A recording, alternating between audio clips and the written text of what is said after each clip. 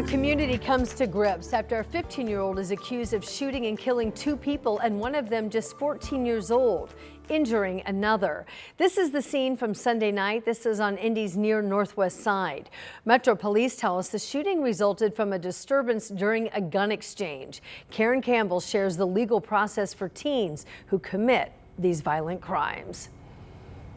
A judge now has to decide whether that 15-year-old will be tried as a teen or as an adult. I spoke with a mental health counselor and a juvenile court judge to talk about the process, what comes next, and why the answer isn't that simple. I think there's two big things to think about is what has that kid been exposed to in life?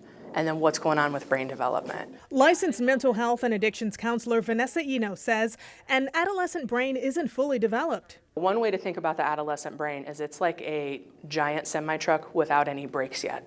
It's at 25 when those brakes are finally developed. But what happens to teens who could face adult-sized consequences?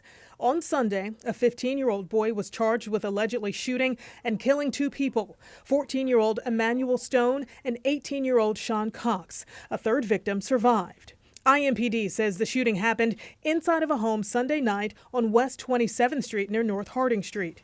The legal process, according to juvenile judges with the Marion Superior Court Family Division, involves multiple scenarios that can lead to a teen being waived to adult court.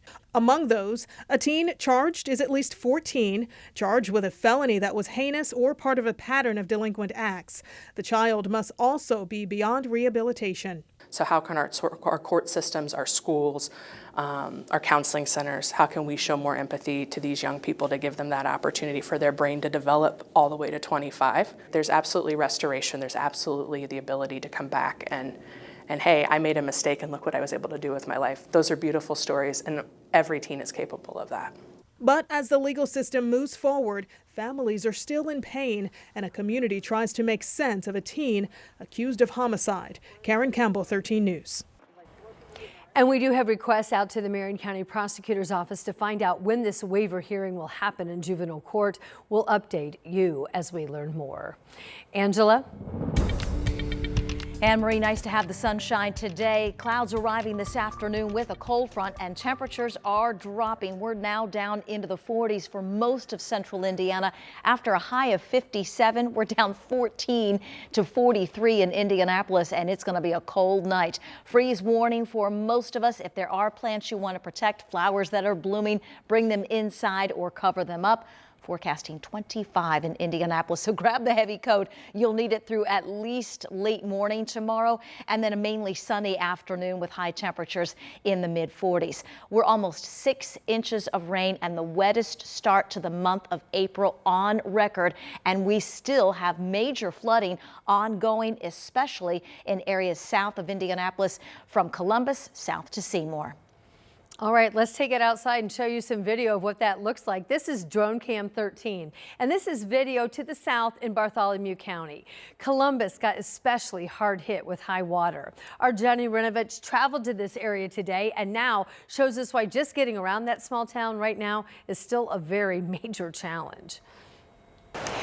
Getting anywhere is difficult in Columbus, and seeing rushing water like this brings back bad memories of the 2008 flood. Rivers are at their highest since 2008, and travel is tough. Here's why. State Road 46, the main artery through Columbus, is still closed at I-65 in both directions. High water still turning part of the road into a river.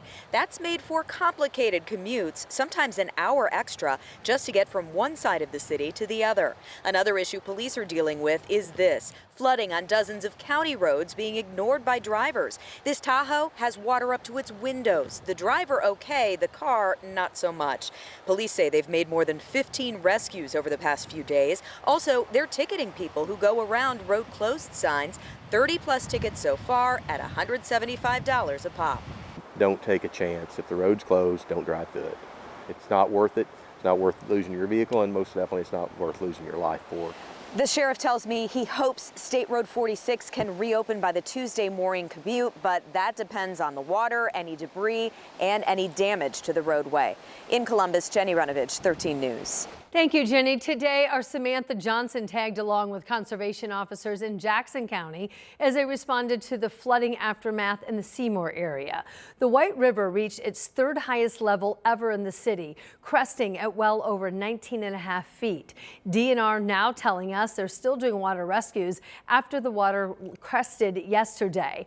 Thankfully, nobody in Johnson County has been seriously hurt. However, the emergency crews say that could still happen, so they do want to remind everyone to avoid the floodwaters. They are expected to stick around for the coming days. And here in Indianapolis, DPW also sharing a flood warning tonight. They are urging trail users to avoid the low-lying portions of trails that we have across the city, mainly what we're talking about: White River, Fall Creek, and the Eagle Creek trails. DPW says stretches of the pass may still be flooded, and also there could be debris in the water, so that can be very dangerous. Right now, the cleanup does continue on the Near East Side after a train derailment spilled a massive pile of cornstarch onto the road below. This is the view from Drone Cam 13. Anna Chalker joins us live at the scene where crews have been almost 24 hours straight trying to get this very massive mess under control on this Monday night. Anna.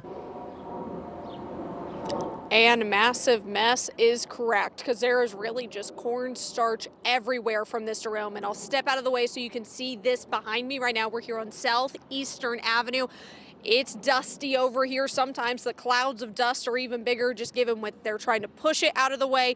Let's go back to that drone video really fast, just to really see the overhead of what this derailment looks like. Like we said, this happened around 24 hours ago at 6:30 last night. CSX tells us 6 of the train cars derailed. 5 of them fell over the overpass. We know 2 were full of this cornstarch here, and this has caused a problem all day here, especially for businesses in this area. Traffic has been closed over here on Southeastern Avenue. We know it will be closed for some time. We'll be getting it back here for a little bit, but as we get more information on the investigation through CSX, we will have that at WTHR.com. All right, Anna, thank you. Lebanon police have just released some new details about a deadly crash along I-65. This happened Friday night just before 5. Police say a 14-year-old boy was ejected from the car and he died. A 12-year-old girl was also thrown from the car. We're told she survived. And the driver, identified as 35-year-old Taylor Cams, went to the hospital. So far, police have yet to say what led up to this crash. 2 former Anderson daycare workers are now taking steps to avoid criminal charges after they were accused of mistreating a child. In September, 13 Investigates reported that Anderson police were investigating claims that this 3-year-old little boy diagnosed with autism was left unattended and had his diaper duct taped to him while he was at the YMCA Early Learning Child Care facility that's located at Madison Park. The YMCA of Madison County later fired 1 worker and the daycare director.